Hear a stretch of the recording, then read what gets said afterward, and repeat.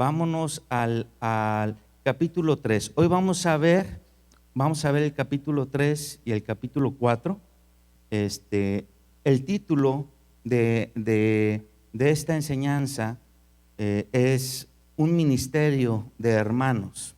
Un ministerio de hermanos. Y ahorita nos vamos a dar cuenta por qué ese título, porque en realidad todo lo que nos va a tocar estudiar hoy tiene mucho que ver con la forma de servir y cómo hacerlo cuando somos familia, ¿ok?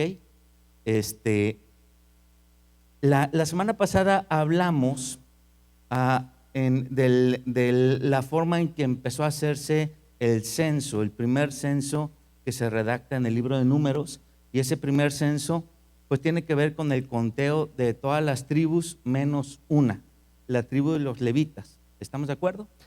Dios le da una instrucción a Moisés y luego cuando acaban de contar, Dios retoma una conversación con ellos y les dice algunas cosas que ellos tienen que hacer, la forma que tienen que organizarse. Vimos el tema de las banderas, vimos pues algunas cosas que muchas veces no tenemos como que en nuestra mente, pero que ahí están en la palabra de Dios. Y esto es porque muchas veces este tipo de libros pues no son estudiados recurrentemente en las iglesias. Seguramente es por eso, ¿eh? Y también porque a veces al leerlos, cuando nos agarramos a leer Génesis, como que ay, es bien interesante, y nos agarramos con Éxodo y es bien interesante, y luego empezamos como en la primera página del Levítico y nos empieza a costar, y luego empezamos y decimos como que hay dos libros después de Éxodo que de repente es difícil leer, es difícil de entender, pero pues el Señor nos ha estado guiando para poder arrojar luz a nuestro corazón y a nuestra mente. Retomemos donde nos quedamos, ahí en Números capítulo 3.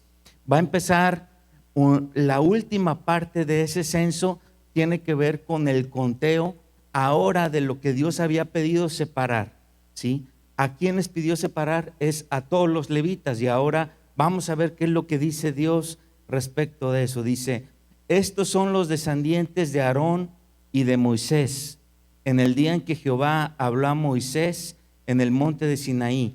Y estos son los nombres de los hijos de Aarón: Nadab, el primogénito, Abiú, Eleazar e Itamar. Estos son los nombres de los hijos de Aarón, sacerdotes ungidos, a los cuales consagró para ejercer el sacerdocio. Y ahí me detengo tantito porque parece como que al leer estos tres versículos suena hasta medio raro que todos empiezan diciendo: y estos son los descendientes, y estos son los nombres, y estos son los nombres. Como que es muy recurrente lo que Dios dice. Y yo me detengo porque quiero recalcarles algo que muchas veces se menciona desde acá, que cuando Dios está siendo muy enfático, muy repetitivo en algo, está queriendo señalar algo. No es que Dios sea tartamudo, o sea, Dios no repite las cosas porque Él diga ta, ta, ta. No, Él lo dice por alguna razón. Entonces, cuando Él está siendo enfático en algo, hay algo de fondo. ¿Qué podemos ver aquí?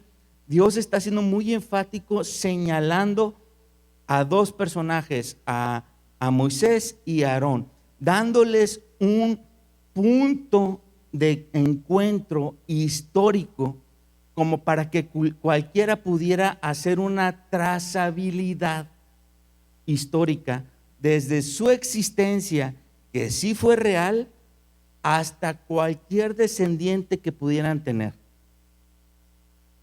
Creo que el término de trazabilidad, la mayoría de nosotros lo entendemos. Si no, lo voy a explicar un poquito.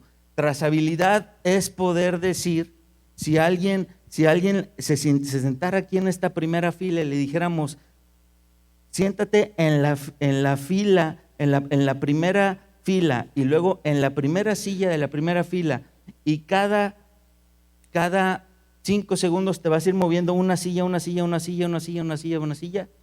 La trazabilidad sería el poder ir y voltear cada 5 segundos a ver que esa persona realmente está en cada silla. Eso es trazabilidad. Poder llegar al punto de decir, en cada segundo yo puedo tener exactamente la ubicación, exactamente su existencia, exactamente todo. Ahora, esto le está diciendo de Aarón y de Moisés porque son personajes. Dios está recalcando que estos personajes son reales, son históricos, ¿sí? Y a partir de ellos va a venir una trazabilidad que después la podemos ver en toda la escritura. Les voy a dar un ejemplo. En el domingo se mencionó un pasaje en Esdras capítulo 7, lo empezamos a leer el domingo, ese capítulo después de varios versículos empezado, pero si leemos Esdras 7 a partir del versículo 1, ustedes se van a dar cuenta que el pasaje empieza a hablar de Esdras, y Esdras dice, Esdras, quien su padre fue tal, quien su descendiente de tal, y descendiente de tal, y descendiente de tal, y te hace una remembranza de 16 generaciones. ¿Hasta quién? Hasta Aarón. ¿Sí? Si Aarón no hubiera existido, ¿hacia dónde apunta la ascendencia de Esdras? Pues sería un mito, ¿no? Pero la realidad es que sí existió Aarón. Entonces el sacerdocio de Aarón es tan real como el pacto de Moisés, y Moisés es tan real como lo que pasó en el monte Sinaí, y lo que pasó en el monte Sinaí es tan real como que Dios abrió un mar. Así, hechos históricos, hechos con trazabilidad en cualquier punto que se pueda leer, ¿no? Seguimos leyendo, dice el versículo 4, dice, pero Nadab y Abiú murieron delante de Jehová cuando ofrecieron fuego extraño. Y si quieren subrayen eso, porque pues vimos en un pasaje de Levítico que estos dos personajes desobedecieron un mandato, se les hizo muy fácil meterse e incumplir el procedimiento para poder entrar al tabernáculo, y cayó fuego del cielo y los mató, ¿sí o no? Entonces, originalmente Aarón tenía 4 hijos, pero 2 de ellos mueren, que son Nadab y Abiú, y quedan los más pequeños, y los más pequeños quedaron, que son Eleazar e Itamar.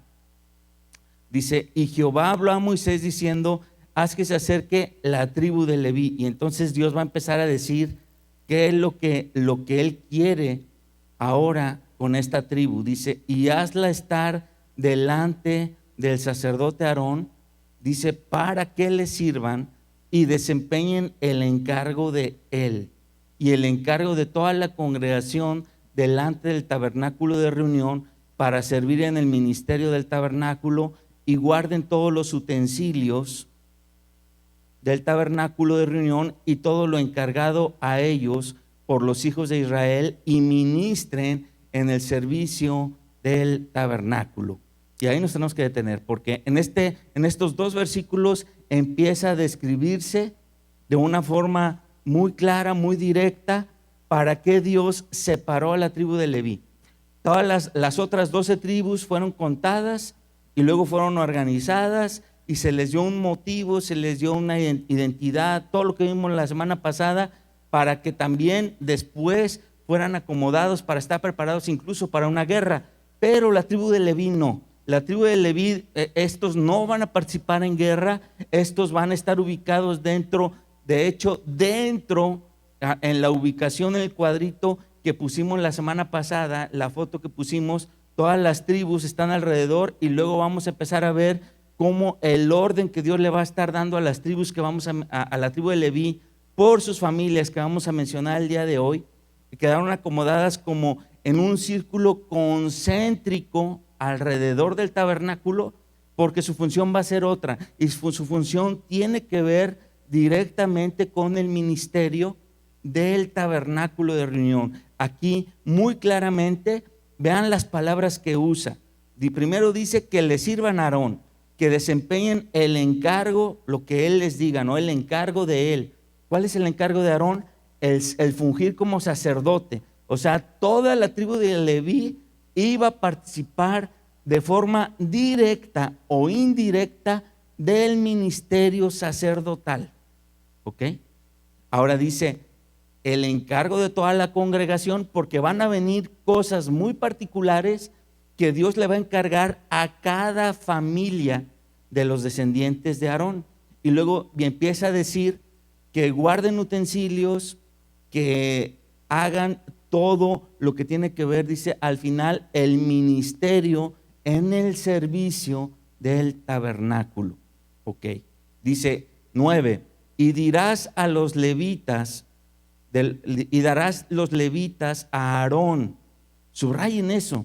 O sea, literalmente Dios está diciendo, los levitas son de Aarón.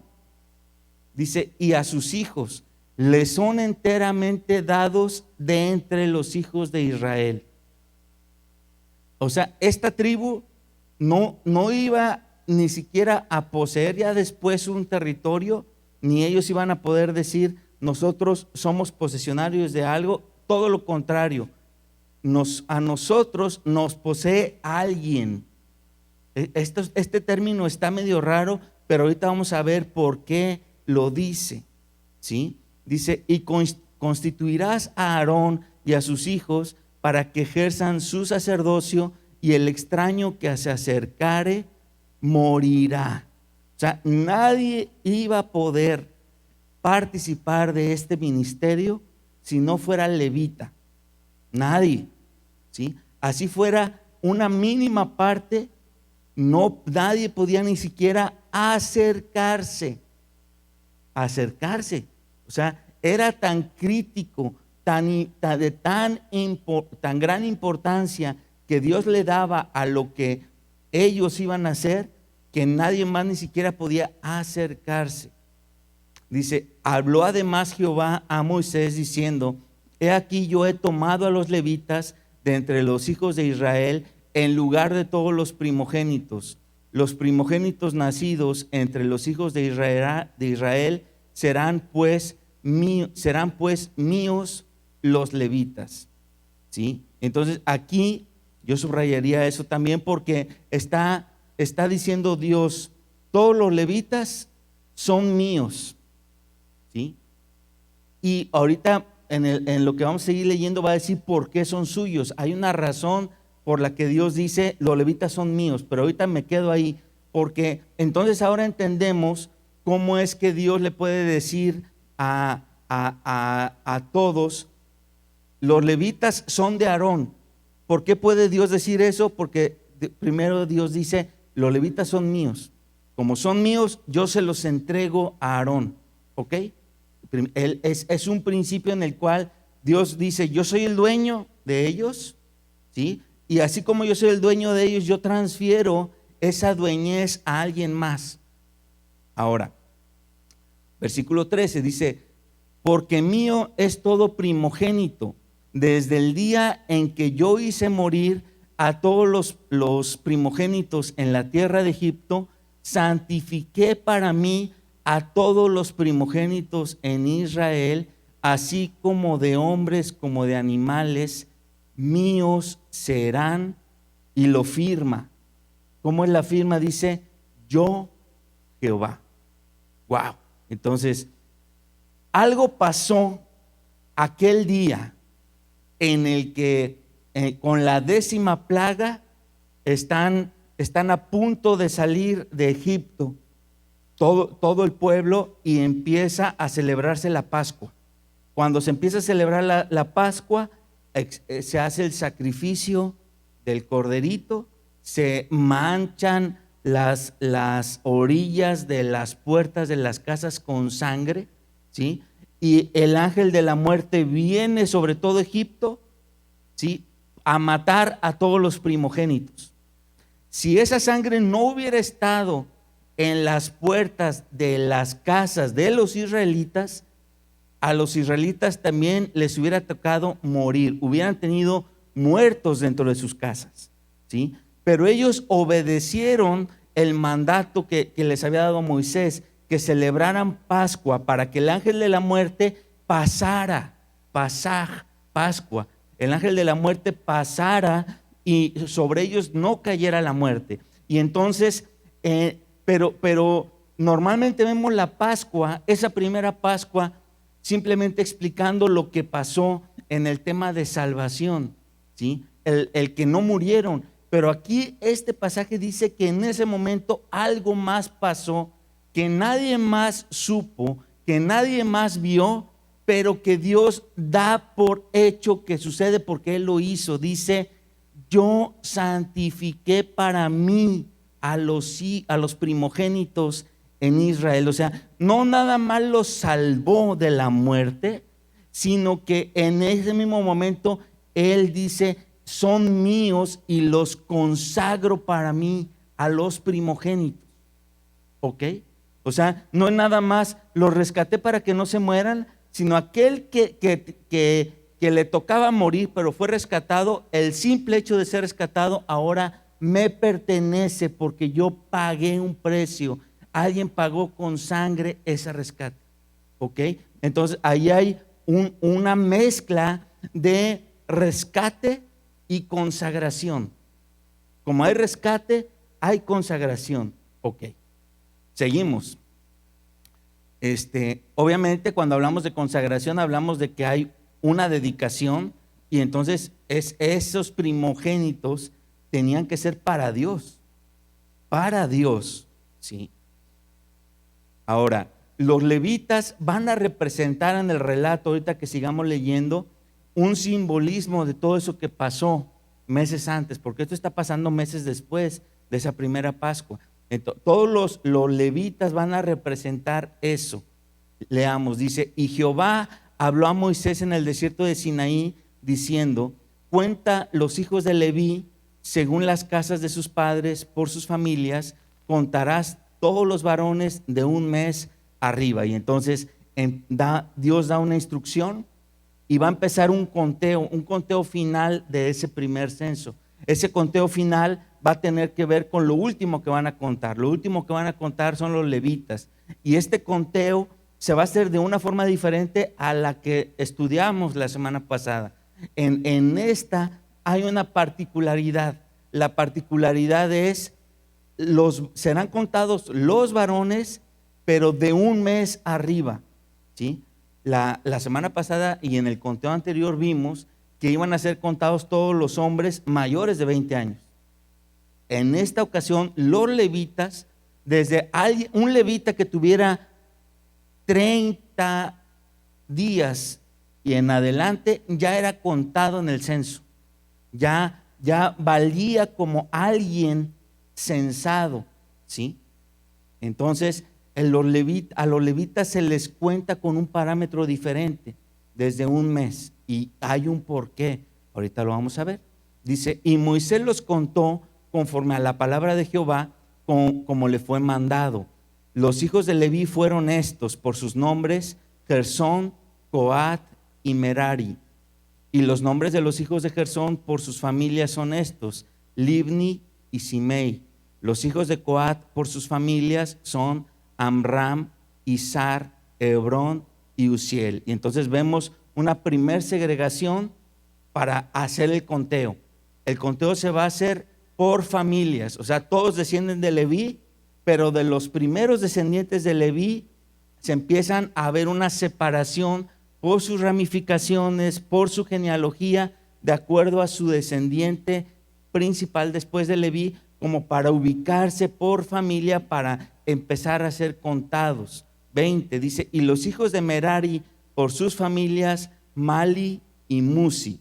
Estas son las familias de Leví según las casas de sus padres. Y entonces, por familias y por casas, ahí nada más resaltar como un dato curioso, ahí aparecen pues algunos de los nombres de familia que aparecen aquí, incluso son apellidos hasta el día de hoy. O sea, por ejemplo, el apellido Musi es un apellido famoso de judíos. Inclusive el apellido Leví, a veces no somos tan conscientes, pero si tu pantalón es Levi's, significa de Leví. Entonces, esto está tan cerca de nosotros que a veces no somos conscientes, pero bueno, es un dato curioso. Dice: de Gersón era la familia de Libni y la de Simei. Estas son las familias de Gersón, los contados de ellos conforme a la cuenta de todos los varones de un mes arriba. Los contados de ellos fueron 7,500. Entonces ya vimos que se cuenta diferente y voy a empezar a explicar por qué. El conteo anterior se empieza a contar a partir de 20 años y luego dijimos que según algunos historiadores la cuenta es hasta los 50, otros dicen que hasta 45, dejémoslo como quieran, pero a final de cuentas el conteo de todas las demás tribus era porque iban a salir a guerra. Era gente que tenía que ser contada por si fuera necesario salir a pelear. Este conteo de bebés, o sea, literalmente de bebés, es porque es para empezar a preparar gente para el servicio a Dios. Desde un mes, ¿sí? Desde un mes. Desde un mes. ¿Qué es lo que escucha? ¿Qué es lo que escuchan nuestros hijos en casa? A veces decimos, no, es que pues tiene un año, ni es consciente de lo que escucha. No, son muy conscientes y todos repiten, ¿sí o no? Desde bebés, todos están repitiendo. Entonces, desde literalmente un mes pasado, los levitas estaban empezando a ser preparados para el servicio a Dios. De hecho, hay un pasaje que a veces, ahorita yo estoy empezando a leer desde hace un poco más de una semana el primer libro de Samuel, y me topé con ese pasaje, porque no era sin querer con esto, pero lo saco a colación porque ahí está un pasaje que muchas veces lo leemos y que parece así como que un dato curioso nada más, pero tiene un porqué. Cuando Ana, después de que ya tiene a Samuel como hijo y que el relato habla de que ya pasaron unos pocos años y él le lleva ropa a su hijo Samuel como de sacerdote, cuando Samuel todavía era un niño de 4, 5 años, uno dice, cualquier lector, así como pasajero, diría, ay, qué curioso. Es como ahorita que a los niños le compra su ropita de marinerito y nunca se va a subir ni a un barco, ni nunca, simplemente es por la moda. No, ese dato escrito de parte de Ana no era porque fuera la moda que usara eso, sino porque ella, ese niño, ya formaba parte del servicio con los sacerdotes, y de hecho con el principal sacerdote que estaba en ese tiempo. Entonces ya incluso la ropa que usaba tenía que ser como si estuviera oficiando un servicio. Qué impresionante, ¿no? Dice 23, dice, las familias de Gersón acamparán a espaldas del tabernáculo al occidente, y el jefe del linaje de los gersonitas, Eliasaf, hijo de Lael, a cargo de los hijos de Gersón, en el tabernáculo de reunión estarán el tabernáculo, perdón, voy a retomar a partir del 25. Dice, a cargo de los hijos de Gersón, en el tabernáculo de reunión estarán el tabernáculo, la tienda, porque está empezando a describir qué responsabilidades va a tener las familias de Gersón. Dice, a cargo de ellos va a estar el tabernáculo de reunión, la tienda y su cubierta, la cortina de la puerta del tabernáculo de reunión, las cortinas del atrio y la cortina de la puerta del atrio que está junto al tabernáculo y junto al altar alrededor. Asimismo, sus cuerdas para todo su servicio. Y entonces Dios le está dando una organización a las familias, les va a dar una ubicación donde se tienen que acomodar y les está empezando a dar una responsabilidad. Esta familia y todos los que vienen de esa línea de familia van a ser responsables de todo lo que vendría siendo como el edificio de pieles, la estructura del tabernáculo como tal, ¿sí? Sus cortinas, sus pieles, su cubierta, sus cuerdas. Obviamente menciona cuerdas porque eso estaba amarrado, tensado con estacas al suelo. Versículo 27, de Coat era la familia de los amramitas, la familia de los isaritas, la familia de los hebronitas y la familia de los uzielitas. Estas son las familias coatitas. El número de todos los varones de un mes arriba era 8,600 que tenían la guarda del santuario. Las familias de los hijos de Coat acamparán al lado del tabernáculo al sur, y el jefe del linaje de las familias de Coat, Elisafán, hijo de Uziel. A cargo de ellos estarán el arca, o sea, ya aquí se empieza a decir toda la responsabilidad que va a tener los coatitas, ¿sí? De ellos va a ser la responsabilidad de el arca, la mesa, el candelero, los altares, los utensilios del santuario con que ministran y el velo con todo su servicio, ¿sí? Todo lo que es el mobiliario interior del tabernáculo, los responsables de cuidar esto, de limpiar esto, de servir en esto, eran los descendientes de Coat. Dice, y el principal de los jefes de los levitas será Eleazar, hijo del sacerdote Aarón, jefe de los que tienen la guarda del santuario. Aquí se menciona a un personaje muy particular, que es uno de los hijos que le quedó a Aarón, y que dice que este va a tener la responsabilidad de ¿qué? De la guarda del santuario. O sea, él va a ser el responsable de administrar las guardias que se van a hacer para el servicio al santuario. Dice, de Merari era la familia de los malitas y la familia de los musitas. Estas son las familias de Merari. Los contados de ellos, conforme al número de todos los varones de un mes arriba, fueron 6,200. Y el jefe de la casa del linaje de Merari, Suriel, hijo de Abihail, acamparán al lado del tabernáculo al norte.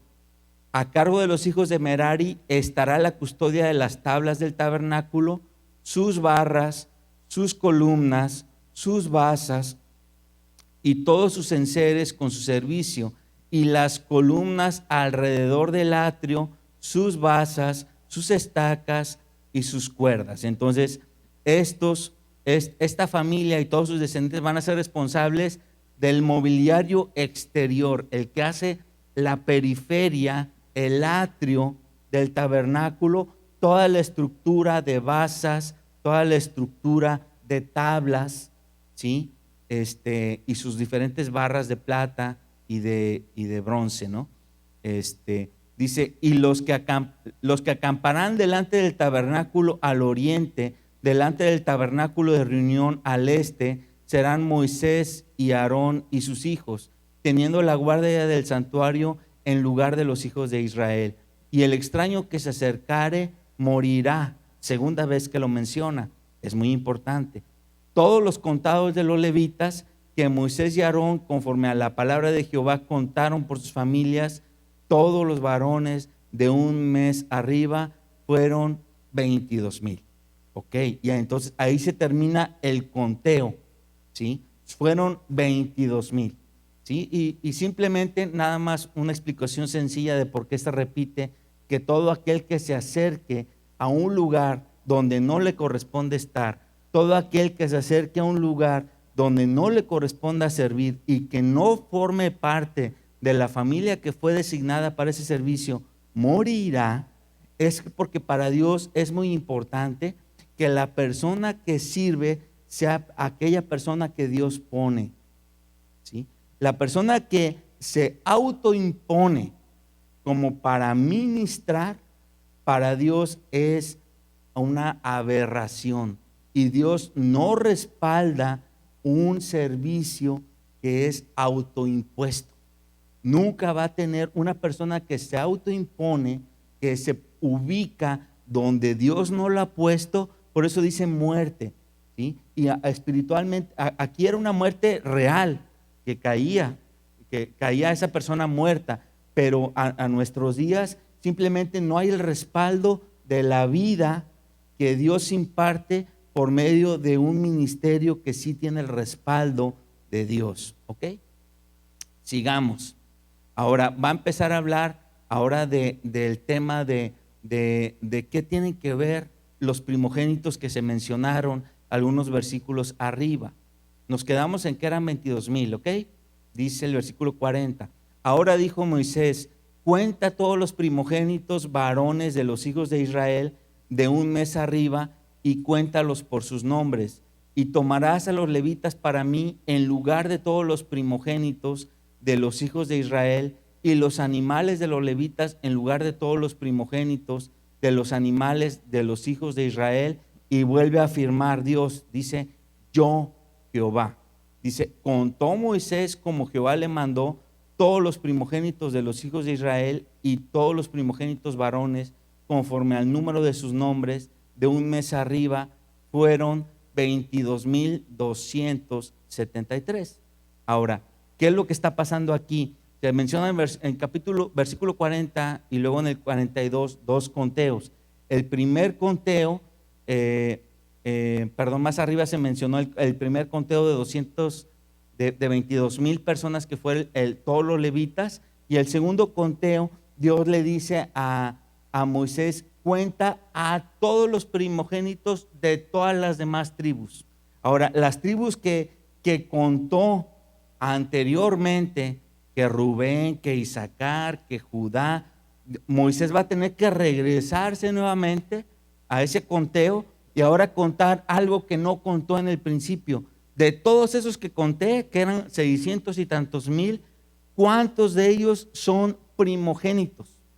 ¿Y cuántos de ellos cumplen con lo que Dios está pidiendo que contemos? Y cuando Moisés termina de contar esos, fueron 22,273. Cuando Dios le dice: vas a comparar esos 22,273, que son todos los primogénitos que tiene Israel, y cuando compara el número de todos los levitas son 22,000, ¿sí? Y entonces Dios va a hacer algo. Dios va a decir: para mí los levitas son míos porque representan que todos los primogénitos que yo rescaté del pueblo, como los primogénitos que Dios rescató son 22,273 y la cuenta no cuadra, vamos a ver qué es lo que sucede. Dice versículo 44. Luego habló Jehová a Moisés diciendo: toma los levitas en lugar de todos los primogénitos de los hijos de Israel, y los animales de los levitas en lugar de sus animales, y los levitas serán míos, yo Jehová. Y para el rescate de los 273, ahí se menciona los 273 que hay de diferencia, ¿sí?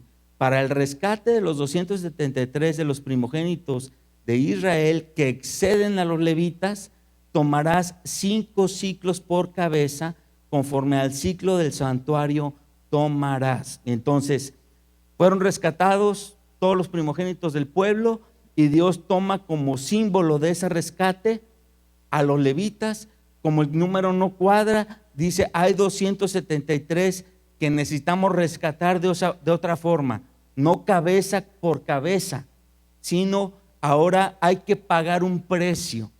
La forma de pago de ese precio, de hecho, estaba redactado cómo se iba a pagar ese precio en Levítico 27, y aquí dice cuál es ese precio.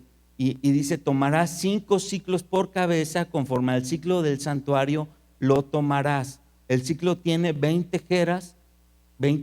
Dice: y darás a Aarón y a sus hijos el dinero del rescate de los que exceden. Tomó pues Moisés el dinero del rescate de los que excedían el número de los redimidos por los levitas, y recibió de los primogénitos de Israel en dinero 1,365 ciclos, conforme al ciclo del santuario. Dice: y Moisés dio el dinero de los rescates a Aarón y a sus hijos, conforme a la palabra de Jehová, según lo que Jehová había mandado a Moisés. Y entonces, haciendo una cuenta muy simple, esos 5 ciclos por 273 son 1,365 ciclos. Esos 1,365 ciclos de plata viene siendo 1.1 toneladas de plata. Eso es lo que se pagó de precio por esas 273 personas. O sea, Dios exige un precio al decir: esto es mío. Él le dice: ok, yo no va a ser de gratis que son míos, ¿sí? Se va a pagar cabeza por cabeza. Como no cuadra el conteo de los levitas que está tomando por el conteo de los primogénitos, y hay una diferencia, por esa diferencia se pagará un precio, y ese es el precio, ¿ok? Entonces Dios está diciendo: esto es para mí, yo de por sí los rescaté antes, pero vuelvo a pagar. Fíjense que hay un doble pago. O sea, se hace referencia de que el primer pago se hizo con sangre, y luego aquí habla de un segundo pago, ¿sí o no? Un segundo pago que se hace a forma simbólica por los levitas, que de por sí le van a servir al pueblo, y luego la diferencia se paga con plata, ¿sí? Dios, fíjense que Dios es dueño, y así obra nuestro Dios. Dios es dueño, pero aún así Él pone en la mesa un pago. Él pone en la mesa un pago, ¿sí? Nosotros somos hijos de Dios, no nada más porque somos creación de Él, sino también porque Él pagó un precio, ¿sí o no? E inclusive aparte de ese precio, Él nos sigue bendiciendo, está poniendo más en la mesa, cosa que no, ni siquiera podemos decir que es precio adicional, pero Él sigue poniendo en la mesa cosas que no tenía por qué agregarle, pero lo hace de acuerdo a sus misericordias. Dice, se va a empezar a dictar, y en el versículo 4, vamos a empezar a leer el capítulo 4, y a partir del versículo 4 de ese mismo capítulo vamos a ver cómo se empiezan a dictar otras funciones y otras tareas. Leemos a partir del 1, dice: habló Jehová a Moisés y a Aarón diciendo: toma la cuenta de los hijos de Coat de entre los hijos de Leví por sus familias, según las casas de sus padres, de